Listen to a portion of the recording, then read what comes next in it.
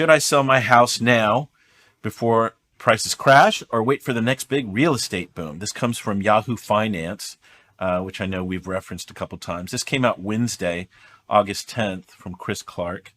And let me just dig into it a little bit here. We'll see what it says. Home sellers may face a closing window on today's still warm but cooling real estate market. While sellers can still take advantage of low inventory, they should also know that inflation, rising interest rates, and perceptions about our overvalued homes may be taking some air out of the seller's market. There are also signs that homes are slowly but steadily staying on the market longer, creating a hard choice for would-be sellers.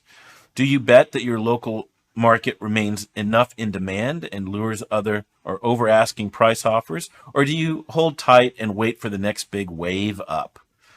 And then it goes on, warning signs for sellers. Elected leaders often quip that all politics is local. That's true for real estate. In demand, cities and neighborhoods will always defy broad national trends.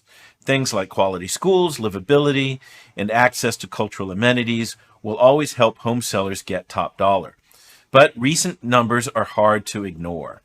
Redfin's Home Buyer Demand Index gauges home tour requests and other home buying services from Redfin agents rose 7 points during the last week of July, with mortgage purchase applications ticking up for the first time in over a month.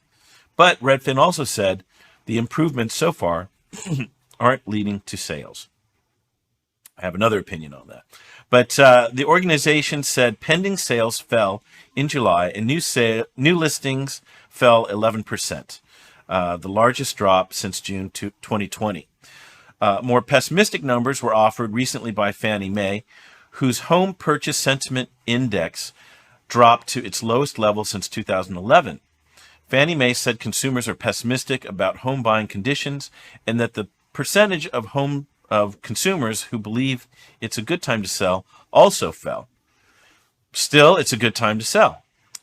Though many leading indicators might suggest we're entering a cool-off, a handful of critical factors may make now a good time to sell, assuming you're ready to list. Demand. Homes may be on the market for longer, but demand remains relatively high and housing inventory remains low compared to previous years. Some parts of the U.S. remain in a bidding war territory. Utah, Washington, and Florida continue to see 20% plus appreciation, where sellers can expect offers above the asking price.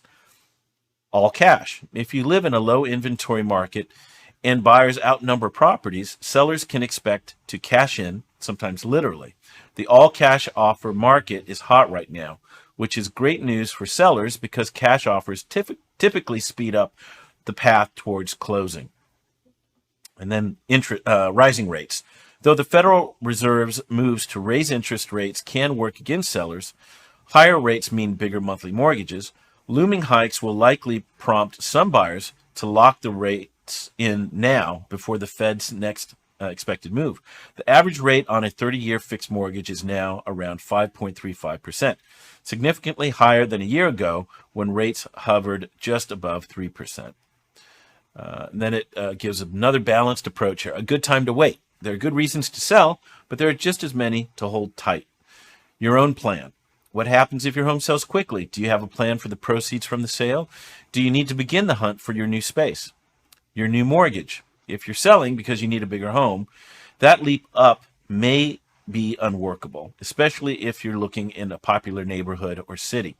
A new, bigger property can swallow the profit on that just sold property and still carry a bigger monthly mortgage payment. Rising rates, again. Those same Fed rate increases can, of course, work against you as a seller because it will likely reduce the pool of would-be buyers by making it more difficult for conventional mortgage buyers to afford your property. Then it ends on good advice. Making a large real estate transaction as either buyer or seller starts with a thorough self-audit. Why buy or sell? And why now? Then take those answers to an experienced agent who knows your area. An agent is routinely your best compass for what your city or neighborhood will demand or cost. And that's it. That's a very balanced article. Right? Yeah. Yeah, really Just smart. giving Really pros smart. and cons for each. It's exactly what we say to clients. It's really about your personal situation. Yeah. Yep. How do you transition? It's not just about what you'll get for your sale now, but where you left being. Is that a move up? Is it the right time for that move? Yeah. Yeah. Um, it.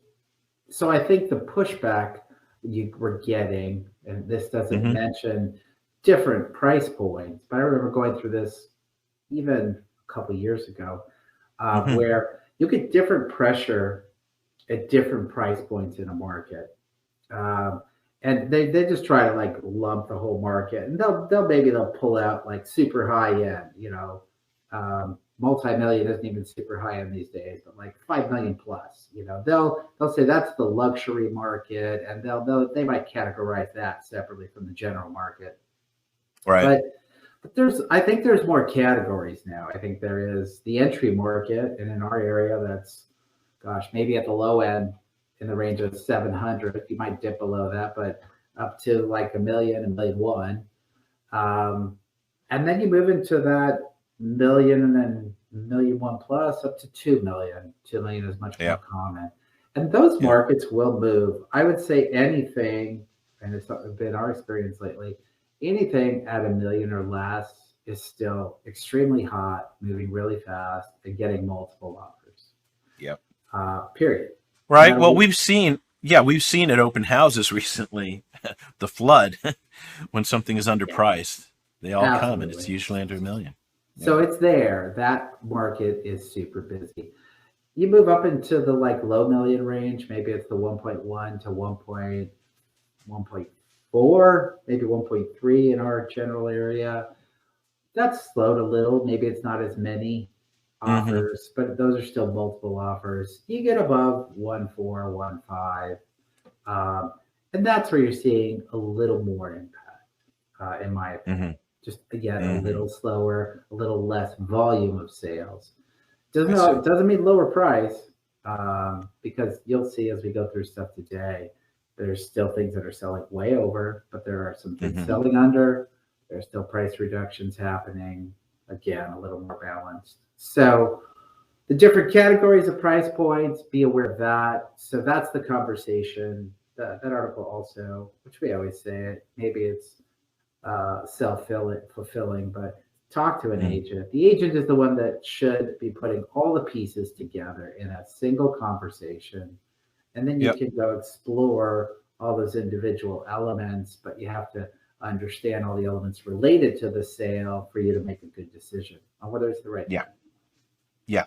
Yeah. Yeah. Right. That life situation has to be overlaid across all this numbers and all these percentages and all that. Yeah. It's got to make sense.